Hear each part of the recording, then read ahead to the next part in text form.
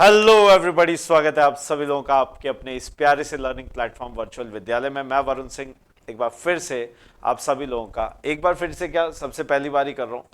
75 hard days of physics शुरू हो गए हैं और इन हार्ड को ही हम लोग इजी बनाएंगे। डेली इन 75 डेज में आपके पास में लेक्चर्स आते रहेंगे और आपको इन लेक्चर्स को पढ़ना है, अपने डाउट्स रेज करने हैं। डिस्क्रिप्शन में आपके पास में ऐप का लिंक है, जाइए उसको डाउनलोड कर लीजिए। वहां पे लाइव क्लासेस हम लोग कंडक्ट करेंगे, आपके सारे डाउट्स को क्लियर करेंगे। टेलीग्राम चैनल भी है, वहां जाके ज्वाइन हो जाइए। पूरा स्टडी मटेरियल, पूरे नोट्स, शॉर्ट नोट्स, सब कुछ वहां पे आपको मिलने वाला है। ठीक है, तो आइए फिर बिना किसी देरी के शुरू करते हैं। बहुत ही मजेदार सा हमारा सेशन जो कि होने वाला है इलेक्ट्रोस्टैटिक्स का। जी हां, इलेक्ट्रोस्टैटिक्स ये पार्ट है क्लास नंबर 12 का और इसमें सबसे पहले हम लोग पहला चैप्टर पढ़ेंगे बुक फर्स्ट का, क्लास 12 की। और उस चैप्टर का नाम अगर आप देखोगे तो आपके पास में है इलेक्ट्रिक चार्जेस एंड फील्ड्स। जी हां, इलेक्ट्रिक चार्जेस एंड फील्ड्स। तो इलेक्ट्रोस्टैटिक्स का ये चैप्टर हम लोगों को डील करना है। फिजिक्स में सबसे पहले हम लोगों को चार्जेस एंड फील्ड्स के साथ में डील करना है। आज के लेक्चर में हम लोग एकदम बेसिक से सारी चीजों को उठाएंगे और कूलम्स लॉ के पहुंचने तक थोड़ा हम लोग यहां पे डिस्कशंस करेंगे। अगले लेक्चर में यानी कि कल के दिन आपको कूलम्स लॉ मिलेगा and so on and so fourth. आइए देखिए, शुरू करते हैं। बच्चों, वीडियो पूरा एंड तक देखना, मिस मत करना, क्योंकि बहुत ही अमेजिंग से सरप्राइजेस भी हैं आपके लिए, अनफोल्ड होंगे धीरे धीरे। 75 हार्ड डेज आप मेरे साथ इसको चैलेंज को फिनिश कीजिए, मजा ही अलग होगा। आइए देखते हैं। तो सबसे पहले हम लोग इलेक्ट्रोस्टैटिक्स की बात करें। इसमें हम लोग चार्ज को डिफाइन करने जा रहे हैं कि what is a charge. Charge है क्या, कैसे हम लोग इसे डिफाइन करते हैं, होता क्या है ये। तो आपको पता है कि जितना भी मैटर है सराउंडिंग्स में, उसकी कुछ ना कुछ प्रॉपर्टीज होती हैं। All the matter in the surroundings have some properties. ठीक है, कुछ ना कुछ प्रॉपर्टीज जरूर हैं उनकी। अब अगर हम लोग उनकी प्रॉपर्टीज की बात करने जा रहे हैं तो उन्हीं प्रॉपर्टीज में से, उन्हीं कैरेक्टरिस्टिक्स में से एक चार्ज भी है। तो चार्ज की मैं दो डेफिनेशंस बताऊंगा और दोनों ही आपको एकदम रिलेटेबल लगेंगी। पहली डेफिनेशन जो कि एकदम बहुत ही बेसिक है और हर जगह आपको मिलेगी, वो ये है कि it is a characteristic of mass. Mass बोल दीजिए या मैटर बोल दीजिए, कोई फर्क नहीं पड़ता। So it is a characteristic of mass और matter, for that matter it is a characteristic या प्रॉपर्टी ऑफ मास और मैटर, या मास का बोल दीजिए, मैटर का बोल दीजिए, ड्यू टू विच, जिसकी वजह से it experiences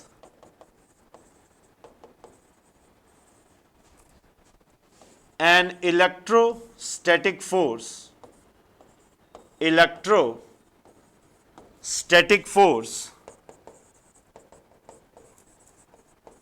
a magnetic field, in an electromagnetic field।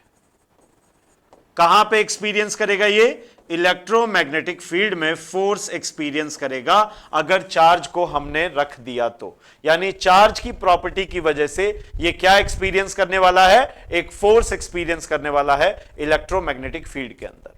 ठीक है, so this is how we define charge. Charge की ये डेफिनेशन है जो जनरली आपको बुक्स वगैरह में मिलती है। ठीक है, तो चार्ज की ये जनरल डेफिनेशन है जो बुक्स वगैरह में मिलती है आपको। चार्ज है क्या? ये एक प्रॉपर्टी है। किसकी प्रॉपर्टी है भाई? मास की या मैटर की? मैटर है तो मास होगा। Anything which occupies space and has some mass is known as matter. याद है ना? तो मास का, मैटर का बोल दो, मास का बोल दो, कोई फर्क नहीं पड़ता। ठीक है, so it is a characteristic of mass और matter due to which it experiences an electrostatic force in an electromagnetic field. इसी को हम लोग क्या बोलेंगे? चार्ज का नाम दे देंगे। बहुत बढ़िया, लिखना चाहें इसे लिख लें जल्दी से, मैं आगे बढ़ता हूं। कॉपी करें प्लीज।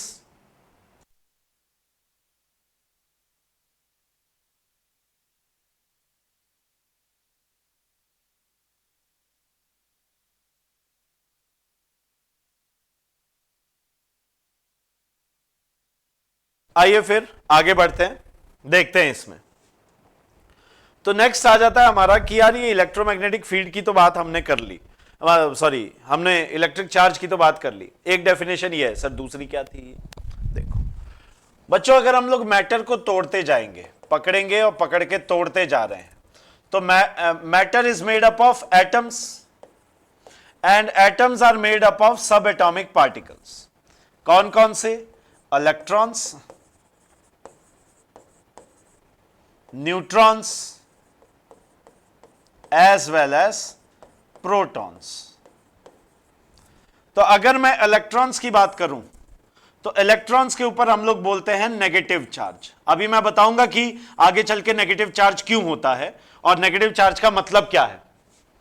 न्यूट्रॉन पे जीरो चार्ज और प्रोटॉन पे अगर हम लोग बात करें तो इस पे होता है पॉजिटिव चार्ज। ठीक है, राइट।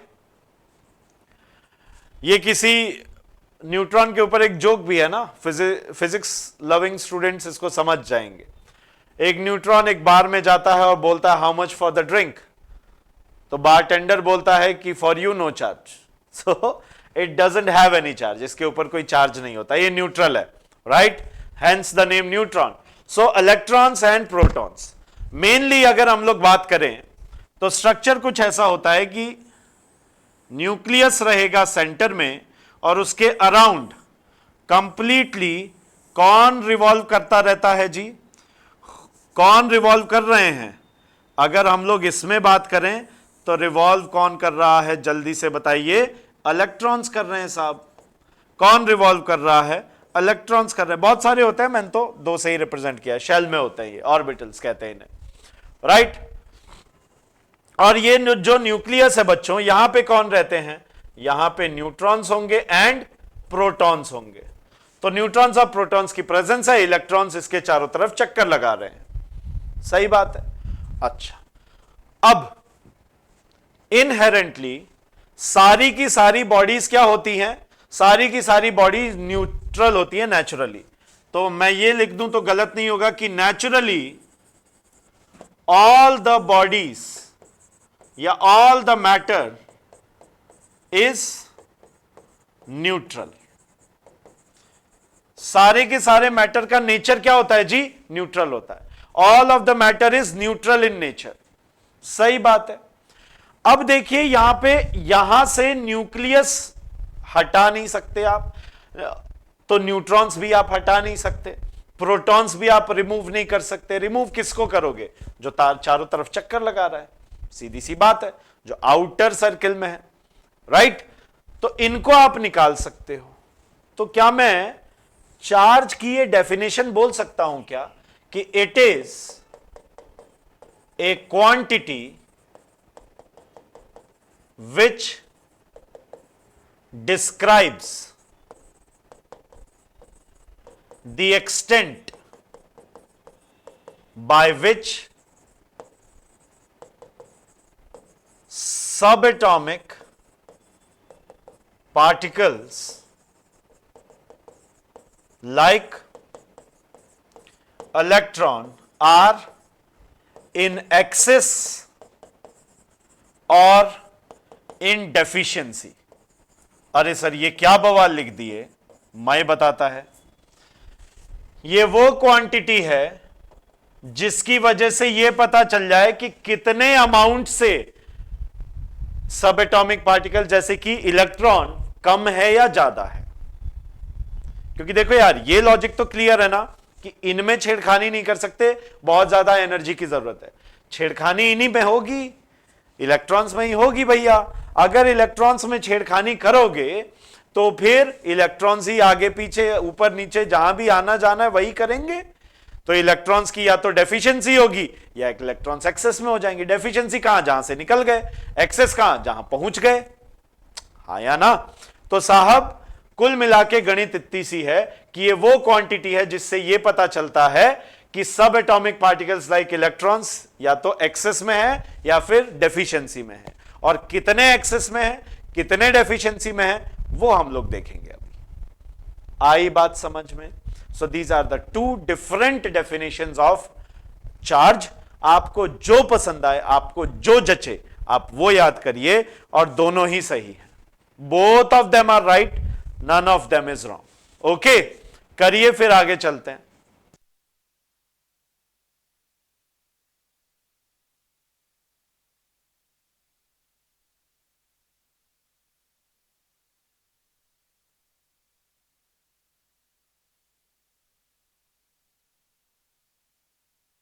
ठीक है, आगे बढ़े। तो ये हमारे पास में निकल के आया, इसमें कोई डाउट, दिक्कत, तकलीफ, समस्या नहीं होनी चाहिए। ठीक है यार, तो चार्ज की ये डेफिनेशन है। अब आगे चलते हैं और थोड़ा ये समझते हैं कि ये चार्ज के बारे में, मतलब हिस्टोरिकल एस्पेक्ट क्या है इसका, कैसे पता चला कि चार्ज नाम की भी कोई चीज होती है। तो अगर हम लोग चार्ज के बारे में बात करें तो टेक्निकली पहले सिल्क के क्लॉथ जो होते थे, उनसे अगर एम्बर स्टिक्स होती थी, उनको अगर रब करते थे तो वो फिर ऐसे टच करने पे वैसे बाल खड़े से दिखने लगे। या फिर आपने भी नोटिस किया होगा कि जब हम लोग सोए रहते हैं और ब्लैंकेट है, ब्लैंकेट को जब हम लोग रब करते हैं अपनी बॉडी से या फिर उतारते हैं, ब्लैंकेट हटाते हैं उठते समय, तो उसमें ऐसे चर की आवाज आती है, स्पार्क भी हल्का सा दिखता है अंधेरे में, वो क्या है? चार्ज है, जो कि ट्रांसफर हो रहा है। समझ गए? तो ऐसे ही हिस्टोरिकली इवेंट्स हुए जिनसे पता चला, राइट। और इनफैक्ट जो इलेक्ट्रिक चार्ज है, वो इलेक्ट्रिसिटी का ओरिजिन भी ग्रीक वर्ड इलेक्ट्रॉन है। ये जो ग्रीक वर्ड है ना इलेक्ट्रॉन, इसका मतलब ही इलेक्ट्रिसिटी है, एंड उससे आपका इलेक्ट्रॉन के, ये ग्रीक वर्ड है, और यहां से हमें फिर पता चलता है। एनीवेज, बारी आती है टाइप्स ऑफ चार्जेस की। हिस्ट्री इंपॉर्टेंट नहीं है, प्रेजेंट इंपॉर्टेंट है। टाइप्स ऑफ चार्जेस होता क्या है कि हम लोग पास्ट में इतना जीने लगते हैं कि प्रेजेंट छोड़ देते हैं, नहीं। सो आइए टाइप्स ऑफ चार्जेस पे बात कीजिए। पहला टाइप होता है निगेटिव चार्ज, दूसरा होता है पॉजिटिव चार्ज। तो यार negative charge, positive charge, sir कैसे पता चला कि निगेटिव एंड पॉजिटिव ही होंगे? हैप्पी और सैड नाम क्यों नहीं पड़ा? बात तो सही है। देखो यार, इनका नामकरण जो किया गया वो बेंजामिन फ्रैंकलिन द्वारा किया गया, राइट। माना जाता है कि इलेक्ट्रिसिटी की, बिजली की, विद्युत चपला, इन सब की, चपलता या चपला कहते हैं ना हिंदी में बिजली को, तो इनकी खोज करने वाले कौन थे? Benjamin Franklin. उन्होंने ही ये देखा, तो नाम दिया एक टाइप ऑफ चार्ज का निगेटिव, दूसरे का नाम दे दिया पॉजिटिव। अब यार ये सवाल पैदा होता है कि निगेटिव एंड पॉजिटिव ही क्यों? तो इसके पीछे लॉजिक कुछ ऐसा, मतलब कोई फिक्स नहीं है, लेकिन हाँ लॉजिक कुछ ऐसा है कि अगर मान लो +5 है और -5 है, दोनों को जोड़ दोगे तो क्या आ जाएगा? 0। और वैसे ही मैं आपको बता चुका हूं कि दुनिया में हर एक चीज विदाउट चार्ज होती है, न्यूट्रल होती है, उस पर कोई चार्ज खास तौर पे है नहीं। So that is why naturally all the objects are neutrally charge. हर एक ऑब्जेक्ट के ऊपर कैसा चार्ज है? न्यूट्रल चार्ज है। तो अगर ऐसी बात हुई मेरे बच्चों, तो ऐसा ही उन्होंने समझा होगा कि 0 का मतलब क्या है? पॉजिटिव और नेगेटिव, जितना पॉजिटिव उतना नेगेटिव। इसीलिए उन्होंने टाइप्स ऑफ चार्जेस बता दिए होंगे, positive and negative. So I hope it is clear, right. So positive and negative charges की कहानी यहां से दिखाई पड़ती है। ठीक है, नो प्रॉब्लम, बहुत अच्छे। अब हम लोग थोड़ा बात कर लेते हैं कंडक्टर्स एंड इंसुलेटर्स के बारे में। अरे सर आपने एक और चीज नहीं पढ़ाई, like charges and opposite charges, ये मैं पढ़ाऊंगा प्रॉपर्टीज ऑफ चार्जेस के अंदर। जरा हम लोग कंडक्टर्स एंड इंसुलेटर्स को तो देख लें एक बार को। बेटे देखो, कंडक्टर्स और इंसुलेटर में एक ही शब्द का अंतर, एक ही अंतर है सबसे बड़ा, और वो ये है कि इनकी कंडक्ट करने की क्षमता क्या है। अरे सर कंडक्ट करने की क्षमता मतलब एबिलिटी टू ट्रांसफर चार्ज। सही बात है। किस बेसिस पे डिफाइन होता है? Ability to transfer charge. अब इसको थोड़ा सा गहराई में चल के समझते हैं। आइए देखिए, जैसा कि मैंने आपको बताया, ये न्यूक्लियस है मान लीजिए, और इसके चारों तरफ इलेक्ट्रॉन्स हैं, ऑर्बिटल्स में रिवॉल्व कर रहे हैं। तो आपको पता है कि इनर मोस्ट में कितने चाहिए होते हैं? 2, ऐसा ही कुछ होता है ना, जिसे मान लो 2 चाहिए। फिर उसके बाद में बाहर वाले में कितने चाहिए? 8 एटलीस्ट, ये तो आपने पढ़ा ही है। स्टेबिलिटी के लिए इतने चाहिए, सही बात है, रिवॉल्व करते हुए। और यहां पे भी 8 चाहिए कम से कम स्टेबल होने के लिए। मान लो यहां पे 2 है, कितने हैं बच्चों? 2। कितने चाहिए? 8। कितने हैं? 2।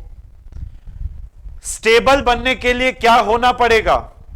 या तो ये 6 और ले मींस 6 एक्सेप्ट कर ले, या फिर 2 को ये लूज कर दे।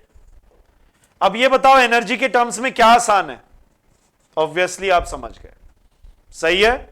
सो this is more efficient, more practical, क्योंकि 6 इलेक्ट्रॉन को निकालने में, एक्सेप्ट करने में, सॉरी, यहां लेके आने में बहुत ज्यादा एनर्जी लगेगी। सर कैसे लग जाएगी? ऐसे कैसे बोल रहे हो आप?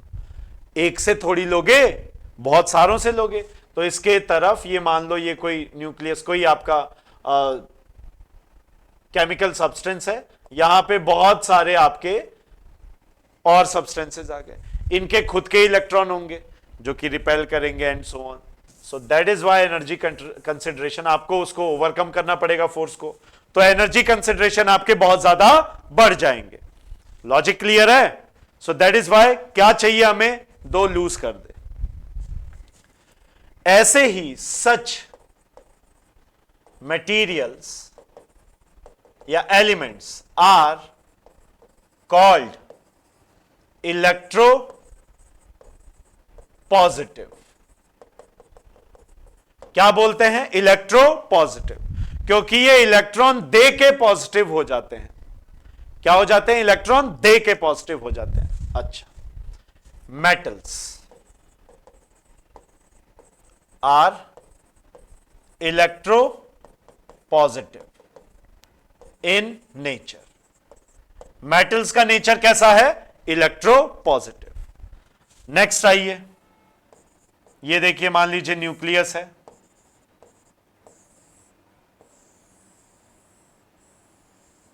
ये रही शेल, 2 चाहिए, 2 बन गए।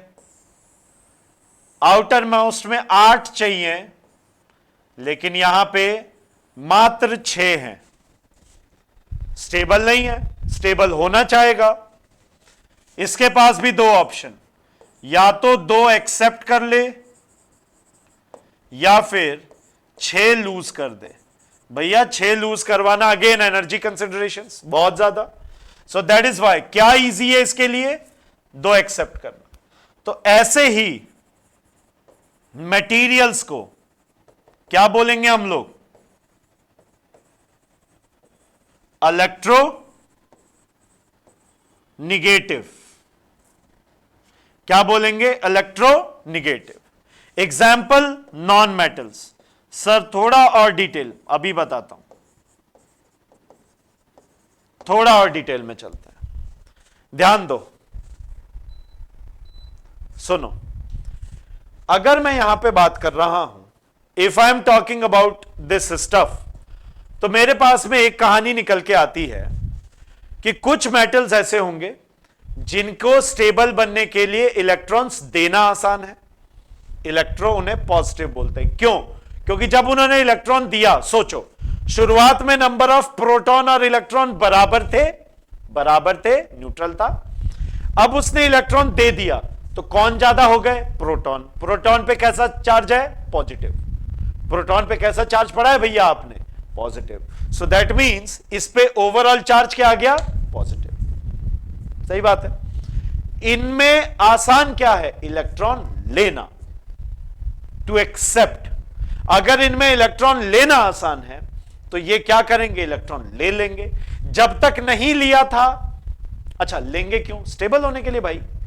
जब तक नहीं लिया था तब तक न्यूट्रल थी, इलेक्ट्रॉन ले लिए, इलेक्ट्रॉन की संख्या बढ़ गई, इलेक्ट्रॉन पे चार्ज कैसा? निगेटिव। तो ओवरऑल चार्ज क्या हो गया इनमें? Negative. That is why they are known as electronegative. आई बात समझ में? नॉन मेटल्स ऐसे हैं। इससे मैं समझाना क्या चाह रहा हूं, इससे मैं आपको यह समझाना चाह रहा हूं, कुल मिला के बात आ जाती है दो टाइप ऑफ सब्सटेंसेस की, मटेरियल्स की। एक इलेक्ट्रो पॉजिटिव है, एक इलेक्ट्रॉन नेगेटिव है। एक इलेक्ट्रॉन देने के लिए तत्पर है, दूसरे इलेक्ट्रॉन लेने के लिए तत्पर है। जब लेन देन हो जाएगा, आसान हो जाएगा। सोचो, इलेक्ट्रॉन देने वाले जिनके पास ज्यादा इलेक्ट्रॉन है ना, अगर आपने मान लो इसके पास इलेक्ट्रॉन ज्यादा है, मेटालिक है, थोड़ी सी एनर्जी दूंगा, इलेक्ट्रॉन तुरंत रिलीज हो जाएंगे और एनर्जी लेके एक से दूसरी जगह भागेंगे, ऐसे करके भागेंगे एक से दूसरे एंड पे। जब ये एनर्जी को लेके भागेंगे तो यानी कि एनर्जी यहां पे क्या होना चालू हो जाएगी? कंडक्ट होना चालू हो जाएगी। सही बात है। नॉन मेटल्स की बात कर लें, जब मैं इनमें एनर्जी दूंगा तो क्या इलेक्ट्रॉन इनमें बाहर आ सकते हैं? बहुत ज्यादा एनर्जी चाहिए जी। नहीं, ऑलरेडी कमी है, ऑलरेडी कमी है। चाहता है इलेक्ट्रॉन, दे थोड़ी देगा। अरे भिखारी से आप भीख मांग लोगे? नहीं ना। तो क्या होगा फिर यहां पे एनर्जी का ट्रांसमिशन नहीं होगा। बात सिंपल सी है। क्लियर है? So that means conductors and insulators का बेसिक डेफिनेशन, कंडक्टर्स आराम से एक एनर्जी को एक जगह से दूसरी जगह ट्रांसफर कर सकते हैं, इंसुलेटर्स नहीं कर पाते। कंडक्टर्स का एग्जाम्पल कौन हो जाएगा फिर इस लॉजिक से? मेटल्स। इंसुलेटर्स के नॉन मेटल्स इन जनरल। ये बात, ये लॉजिक, ये कहानी समझ में आई या नहीं, इतना बताइए अच्छे से। राइट? कॉपी करें, फिर आगे बढ़ते हैं। कॉपी करें।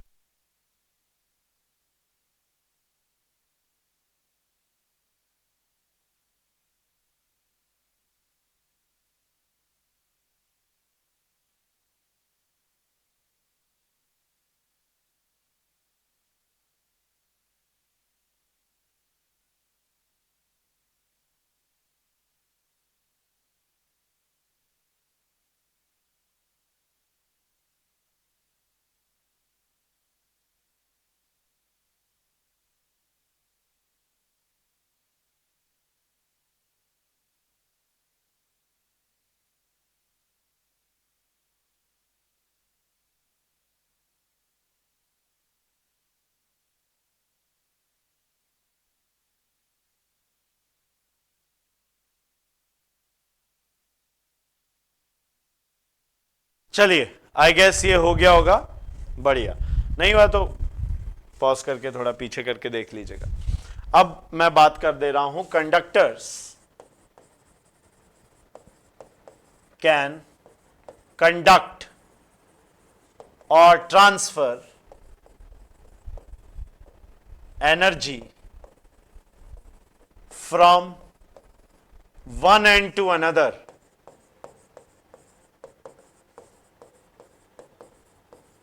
इजीली।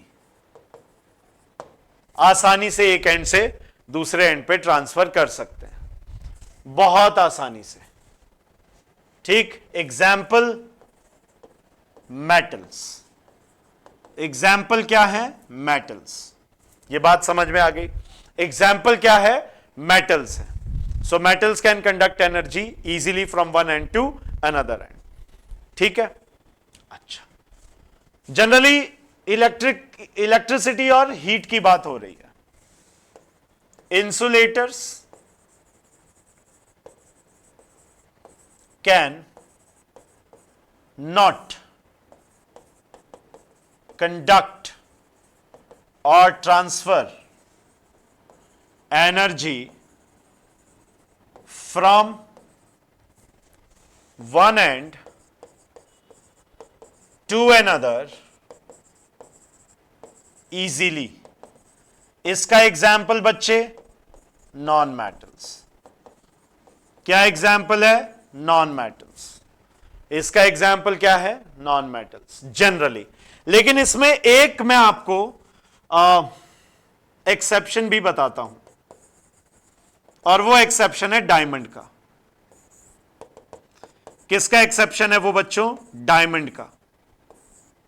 क्या है ये एक्सेप्शन? ये डायमंड जो एक्सेप्शन है ये है क्या, और ये कैसे पता चल रहा है? देखो ये जो एक्सेप्शन है ना डायमंड, इसमें क्या होता है? कार्बन का बना है, 3D स्ट्रक्चर है, कार्बन नॉन मेटल है, तो नॉन मेटल होने की वजह से इसमें फ्री इलेक्ट्रॉन नहीं होंगे। अरे इलेक्ट्रॉन नहीं होंगे ना यार, दे थोड़ी सकता है। आप ऐसे नहीं दूंगा नहीं दूंगा नहीं, खुद के पास कमी है, कहां से दे देगा, है ना? फ्री इलेक्ट्रॉन नहीं है, ठीक है। अगर फ्री इलेक्ट्रॉन नहीं है तो इलेक्ट्रिसिटी ट्रांसफर नहीं होगी, इसमें इलेक्ट्रिक एनर्जी का ट्रांसफर नहीं हो पाएगा। लेकिन 3D स्ट्रक्चर है, एकदम defined structure, well defined, organised structure है, इसीलिए इसमें हीट ट्रांसफर हो जाता है। यह आपने 11वीं में पढ़ा होगा, हीट ट्रांसफर हो जाता है। कैसे? Vibrations, by vibrations of molecules, by vibrations of molecules. Molecules का डायरेक्शनल वाइब्रेशन, ऑर्गेनाइज्ड है ना, तो अगर एक जगह से वाइब्रेट करेगा आसानी से पहुंच जाएगा। सर लकड़ी में नहीं हो सकता है क्या? ऐसा नहीं हो सकता, क्योंकि उसके जो स्ट्रक्चर है वो वेल डिफाइंड नहीं है। सो दैट इज व्हाई इंसुलेटर्स में एक डायमंड ऐसा है जो कि एक फॉर्म ऑफ एनर्जी को इजीली कंडक्ट कर सकता है, बहुत तेजी से करता है। इनफैक्ट ये इवन मेटल से भी तेजी से करता है, इसकी कंडक्टिविटी बहुत ज्यादा होती है हीट की। इलेक्ट्रिक कंडक्टिविटी नहीं है इसमें, क्यों? क्योंकि फ्री इलेक्ट्रॉन्स ही नहीं है। आई बात समझ में? सो कंडक्टर्स एंड इंसुलेटर्स, इस तरीके से हम लोग इनको डिफाइन करते हैं। आई hope it is clear, yes और नो? ठीक है, कॉपी कर लीजिए।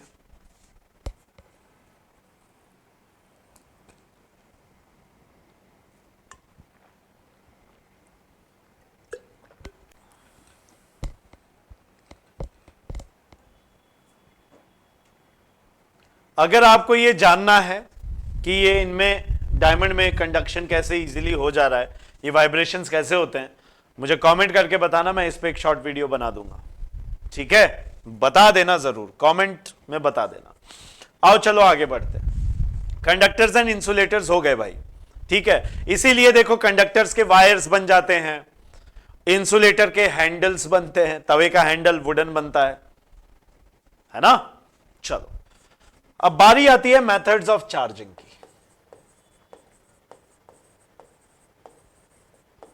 अच्छा ये चार्जिंग है क्या?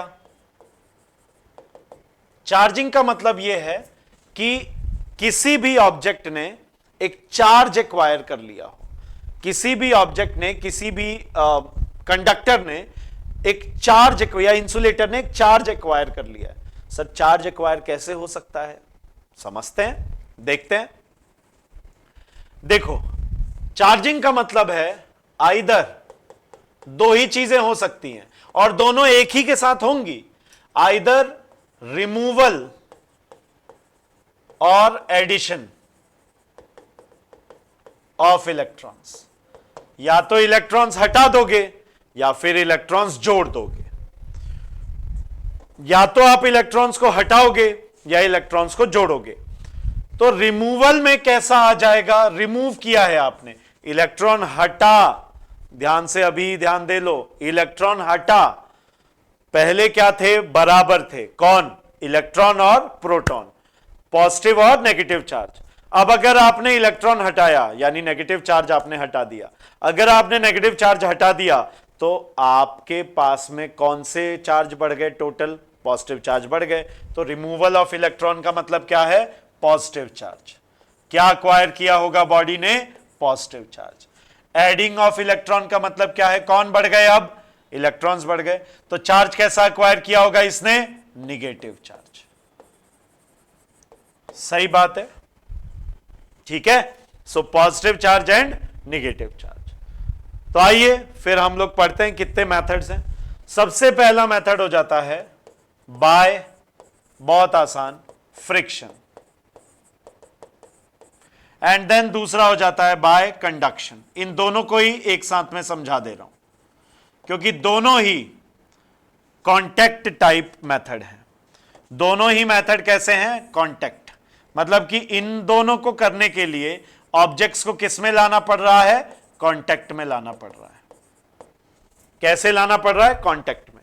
फ्रिक्शन का मतलब समझो, अगर एक बॉडी को दूसरी बॉडी से पकड़ के मैंने क्या कर दिया? इस तरीके से रब कर दिया, ऐसे रब कर दिया, तो अगर मैं इसे रब कर रहा हूं तो यहां पे क्या एक्वायर हो जाएगा? एक चार्ज एक्वायर हो जाएगा।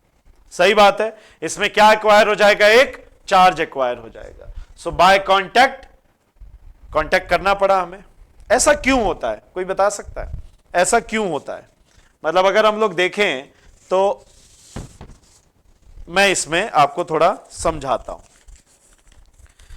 देखिए, मतलब अगर मैं फ्रिक्शन की बात करूंगा बच्चों, तो फ्रिक्शन को हम लोग कैसे थोड़ा सा समझें कि आसान हो जाए। ये मान लीजिए ये है हमारे पास, ठीक है, ये कोई सरफेस है, यहां पे हम लोग अगर माइक्रोस्कोपिकली देखें तो माइक्रोस्कोपिकली इनमें क्या होते हैं? सरफेस रफनेसेस होते हैं, ठीक है। हर एक ऑब्जेक्ट पे माइक्रोस्कोपिकली ये देख रहे हो, है ना, ये क्या रहते हैं? इसमें रहते हैं। अब जब मैं रब कर रहा हूं तो ये क्या होगा? रब करने की वजह से ये आपस में टकराएंगे और फंस जाएंगे, और इसको निकालने के लिए मुझे एनर्जी देनी पड़ेगी। जब एनर्जी देनी पड़ेगी तो एनर्जी यहां पे रबिंग पे कौन सी बन जाती है? हाथ रगड़ के देखो, हीट की फॉर्म में आती है। एनर्जी गई, इलेक्ट्रॉन ने ली, जंप कर गया, दूसरे में चला गया, एंटेंगल हो गया, एंटेंगल हो गया, दूसरे में चला गया, है ना। देखो, निकलने के लिए जो एनर्जी चाहिए थी वो किससे मिल गई? हीट से मिल गई। निकल के एंटेंगल किस में हो गया? दूसरे में जाके हो गया, बाय फ्रिक्शन। सही बात है, बाय फ्रिक्शन। एग्जाम्पल इसका, rubbing comb with hair, dry hair, silk and amber cloth, etcetera. ये किसके एग्जाम्पल है बच्चे? By friction. अब बाय कंडक्शन पढ़ लेते हैं हम लोग। कुछ नहीं, आप bring a charged body into contact with an uncharged body.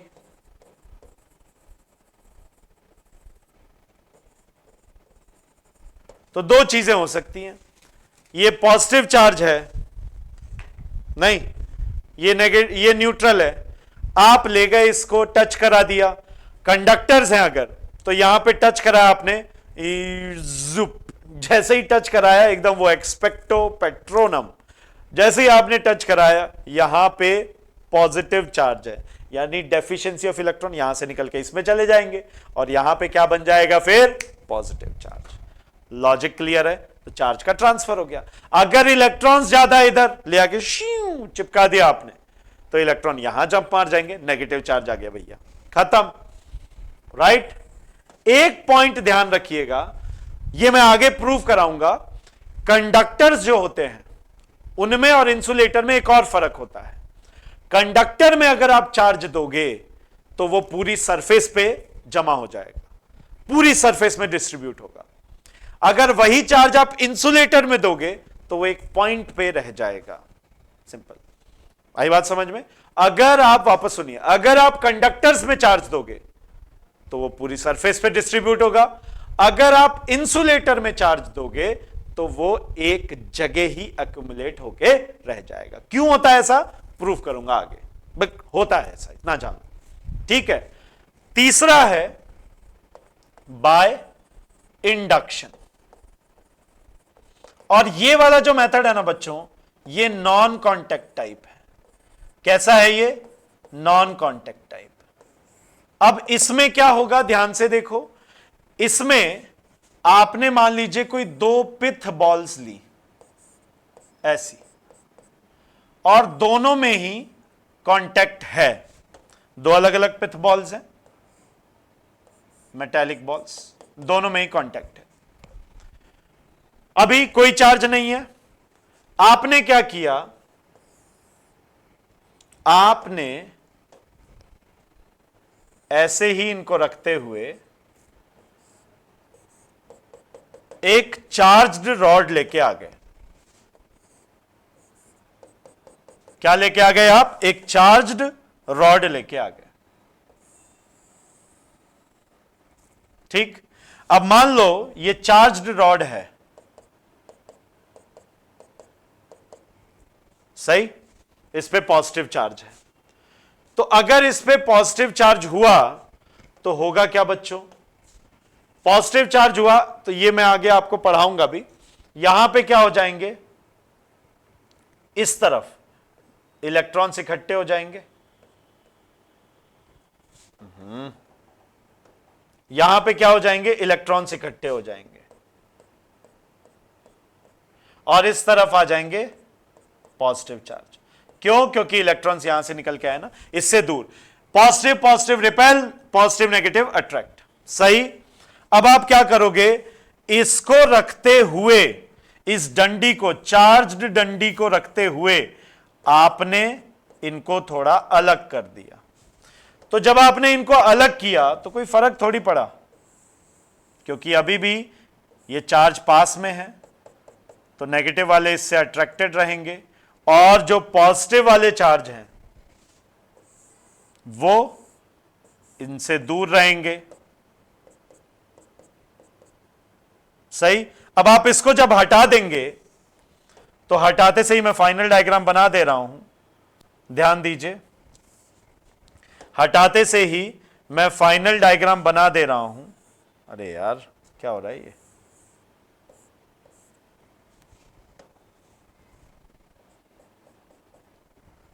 यहां देखिए, thank you for the patience बच्चों। देखिए, जो पॉजिटिव चार्ज है इस पूरे पे डिस्ट्रीब्यूट हो जाएगा, कंडक्टर है ना, और जो नेगेटिव चार्ज है वो इस पूरे पे डिस्ट्रीब्यूट हो जाएगा। तो हुआ क्या यहां पे, चार्जिंग बाय, अब आप बोलोगे सर इधर एक ज्यादा, लो तीन इधर तीन इधर, ठीक है, चार्जिंग बाय इंडक्शन। आपने कोई कांटेक्ट नहीं किया, बस इसको दिखा के, डंडी दिखा के डरा दिया, है ना, आंखें दिखा के डराना, राइट। तो ऐसा क्यों हुआ वो हम लोग अभी प्रॉपर्टीज ऑफ चार्जेस में देखेंगे। I hope it is clear, say yes और no. Is it clear? Please tell me. Clear है? कॉपी कर लें, फिर आगे बढ़ेंगे।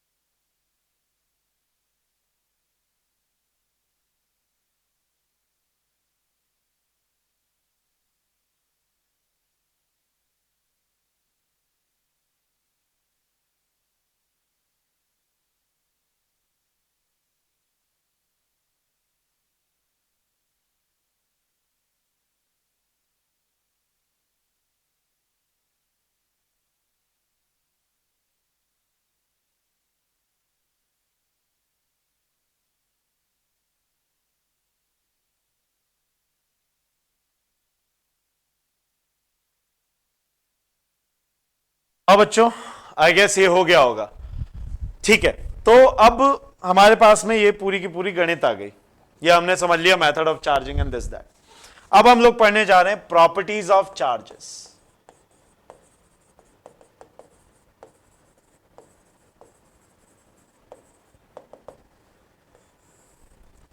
प्रॉपर्टीज ऑफ चार्जेस, सबसे पहली property, the very first property,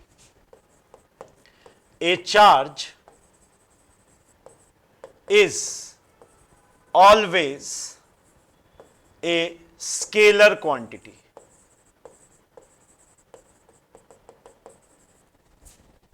That is, have a magnitude, have a magnitude only, and no direction. भाई इसमें डायरेक्शन वायरेक्शन कुछ नहीं होता, सिर्फ और सिर्फ क्या है यहां पे, मैग्नीट्यूड है। नंबर 2 सही बात है। चार्जेस या तो पॉजिटिव हैं या नेगेटिव हैं, ये हमने पढ़ लिया है, ठीक। तो देख लेते हैं, unit of charge is Coulomb, ठीक है, ये ऐसा ही यूनिट है। क्या है ये, कूलॉम है ना। यूनिट ऑफ चार्ज क्या है बच्चों, कूलॉम है। अब इसी चीज को ध्यान में रखते हुए देखो, कुछ चीजें हमने स्पेसिफाई कर दी हैं।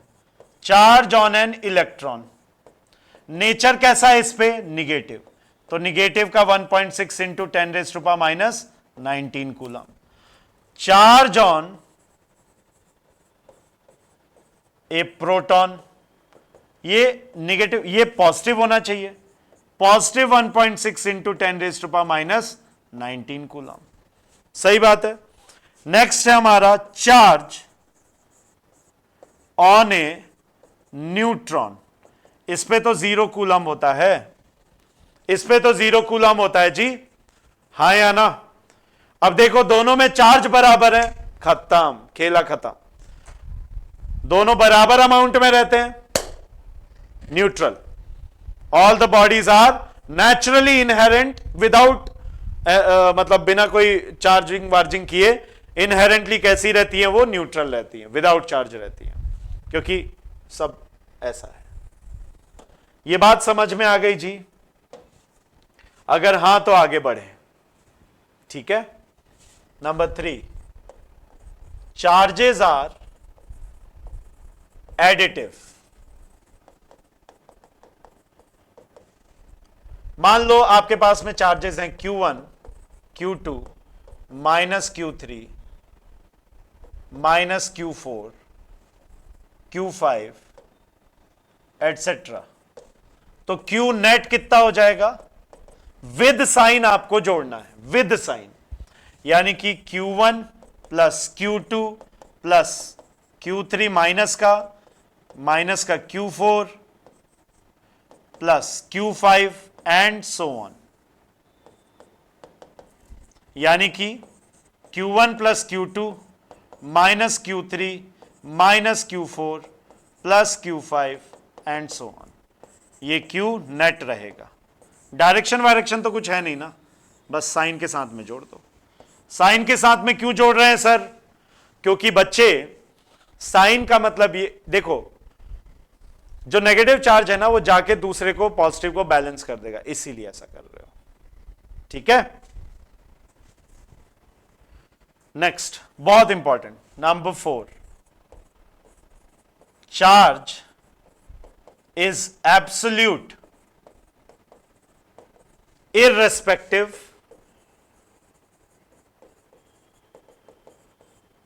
या अनलाइक मास। सर एक मिनट, आपने कहा चार्ज एब्सोल्यूट है अनलाइक मास, यानी कि मास एब्सोल्यूट नहीं है, रिलेटिव है। हां देखो, अगर कोई चार्ज रेस्ट पे है तो भी वो क्यू रहेगा, अगर कोई चार्ज मूव कर रहा है, मान लो स्पीड ऑफ लाइट पे या उसके आसपास, वो भी कितना रहेगा, सेम। ये दोनों सेम रहते हैं, चाहे रेस्ट पे बोल दो चाहे मोशन में बोल दो। लेकिन मास का एक फॉर्मूला दिया था एल्बर्ट आइंस्टीन ने अपनी स्पेशल थ्योरी ऑफ रिलेटिविटी में, जहां पे v क्या है, speed of the body, c क्या है, स्पीड ऑफ लाइट। किस में, वैक्यूम में। m नॉट क्या है, mass at rest. m not क्या है, मास एट रेस्ट। तो अगर आप यहां पे नोटिस करोगे तो देखो बच्चों, रेस्ट पे वेलोसिटी 0, m बराबर m नॉट, लेकिन जैसे जैसे v बढ़ता जाएगा वैसे वैसे ये डिनोमिनेटर क्या होता जाएगा, 1 से कम। अगर ये 1 से कम होगा, स्पीड ऑफ लाइट पे कितना हो गया, 1 माइनस 1 0, यानी anything upon 0 infinite, not defined.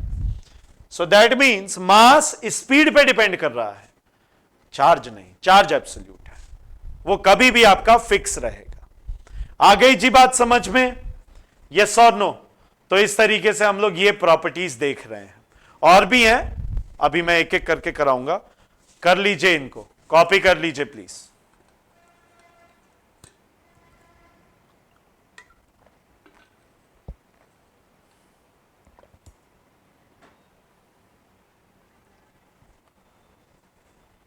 ठीक है, आई hope it is clear. Yes, वापस से रिवाइंड करके, मतलब थोड़ा सा पीछे जाके समय में नहीं, मतलब पीछे करके आप इसको पॉज करके लिख लीजिएगा, ठीक है? आइए आगे बढ़ते हैं। Next, like charges repel and unlike charges या ऑपोजिट चार्जेस अट्रैक्ट। इसका मतलब क्या हुआ, पॉजिटिव पॉजिटिव या नेगेटिव नेगेटिव, इनमें क्या होगा, रिपल्शन, दोनों एक दूसरे से दूर भागेंगे। पॉजिटिव नेगेटिव या नेगेटिव पॉजिटिव, इनमें क्या होगा, अट्रैक्शन, ये दोनों एक दूसरे की तरफ भागेंगे। आओ आगे चलें, पीछे चलें, सॉरी। देखिए यहां पे मैंने बताया था, अगर यहां पॉजिटिव आया है तो नेगेटिव यहां बनेगा ही बनेगा, क्योंकि ये इससे प्रेम करता है। नेगेटिव कैसे बना, इलेक्ट्रॉन्स के आने से, ये तो हम पढ़ चुके हैं, इलेक्ट्रॉन्स के एक्सेस से। तो कहीं से तो आए होंगे, दूसरी साइड से। क्यों? क्योंकि जहां से आएंगे वहां पॉजिटिव बनेगा। पॉजिटिव पॉजिटिव दूर रहना चाहिए, क्योंकि क्या हो रहा है इनमें, रिपल्शन। सही है? सो लाइक चार्जेस या same charges repel each other, unlike charges attract each other. Sixth, बहुत इंपॉर्टेंट, वो है क्वांटाइजेशन ऑफ चार्ज। क्या है बच्चों ये, क्वांटाइजेशन ऑफ चार्ज। अब क्वांटाइजेशन का मतलब क्या है, Q बराबर N टाइम्स E, या हम इसको कई बार ऐसे भी देखते हैं, Q बराबर प्लस माइनस NE, इलेक्ट्रॉन्स के जाने से, इलेक्ट्रॉन्स के आने से। बट हम लोग मैग्नीट्यूड में इंटरेस्टेड है, मतलब टोटल पॉजिटिव गया है, नेगेटिव गया है, वो तो हमें पता चल जाएगा। इलेक्ट्रॉन अगर आ रहे हैं तो नेगेटिव है टोटल चार्ज, इलेक्ट्रॉन अगर जा रहे हैं तो समझ ही गए आप। अब देखिए, ये जो n है, n आपके नेचुरल नंबर्स है, 1 2 3 4 एंड सो ऑन। ये डेसिमल नहीं हो सकता। क्यों? क्योंकि एक बात बताओ, बिकॉज अगर आप ध्यान दें तो ये जो चार्जेस है ना n, ये जो चार्जेस हैं, ये चार्जेस आपके इलेक्ट्रॉन्स के आदान प्रदान से हो रहे हैं, due to electrons, these get due to electrons charging is occurring, electrons के कारण हो रही है ना चार्जिंग, सही? And electrons always transfer, electrons always transfer in integer, या आपका नेचुरल नंबर्स 1 2 3 4 इस फॉर्म में, या आपके कभी भी ऐसे नहीं जाएंगे 1.1 1.1 मतलब क्या, एक इलेक्ट्रॉन गया और दूसरे वाले का 10% गया, ऐसा होता है क्या? कभी नहीं हो सकता भाई, ठीक है? अब देखो, यहीं से हम लोग डिफाइन कर लेते हैं। जैसे मान लीजिए आपसे क्वेश्चन आ जाए, how many electrons make up 1 coulomb. तो अगर ऐसा क्वेश्चन है तो उसका आंसर भी है, देख लो। ध्यान दो, हमें पता है Q बराबर NE, so let N is equal to number of electrons. Small e क्या है? चार्ज ऑन 1 इलेक्ट्रॉन, और उसका मैग्नीट्यूड, सिर्फ मैग्नीट्यूड देखोगे 1.6 इंटू 10⁻⁻19 कूलम, और टोटल चार्ज कितना दे दिया? 1 कूलम। तो ये कितना हो गया? 1 coulomb equals to n into 1.6 into 10⁻⁻19। सही बात है। कूलम कूलम हट गया, नंबर उधर चल गया, नंबर आ गया 1 अपॉन 1.6 इंटू 10⁻⁻19। अब कैसे करें? आसान बना रहा हूं, देखो ये ऊपर गया 10 हुआ, नीचे क्या बचा? 16 लिख सकते हैं ना। ये ऊपर गए 10⁻19 हो गया। तो अगर मैं इसको लिख दूं 100 इंटू 10⁻18 तो क्या गलत है भाई? और जब आप इसे काटोगे तो 6.25 आ जाएगा। यानी कितने इलेक्ट्रॉन्स हैं? 6.25 करके देख लेना, 10⁻18। सर कैसे? एक बात बताओ, 100/8 कितना होता है? 12.5, और उसका भी आधा करोगे 6.25 होता है, खत्म। राइट?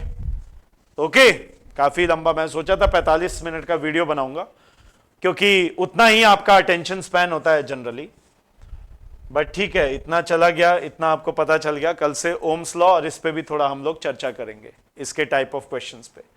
राइट? कॉपी कर लीजिए।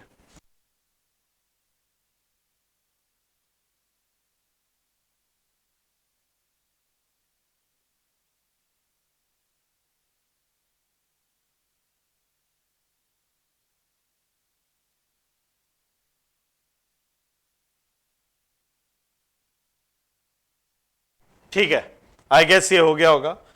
और चलो, अब इतना बैठे ही हो तो एक और क्वेश्चन कर ही लेते हैं। प्रॉब्लम,